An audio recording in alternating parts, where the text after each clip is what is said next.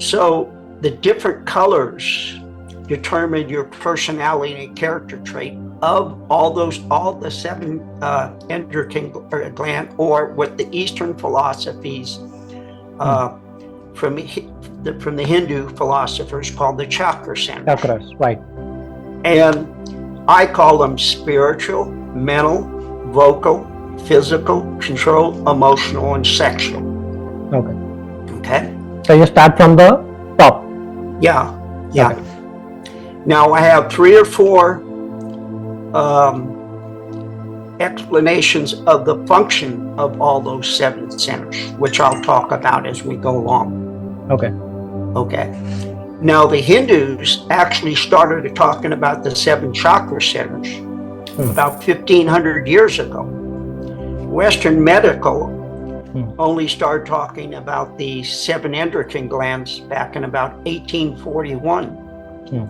So to me, it's amazing that the Hindu philosophers even knew that these 7 centers existed. But what I disagree with them is I believe they're unknowingly actually talking about the 7 endocrine glands. Okay. Okay. Now, so every time somebody calls your name, it's a repetitious thing. You've been called your name maybe 30,000 times in your life. Every day of your life, almost somebody calls you your name. So it's a repetition of every day getting those subliminal color wavelength vibrations are really laying the foundation of your personality of those 7 centers. And the way I prove all this is with data. Okay. Okay. I think me and you talked before where I explained that someone just won the Nobel Peace Prize in physics a couple of years ago.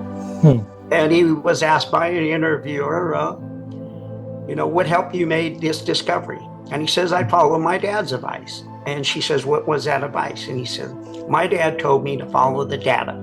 He says, I followed the data, I made my discovery.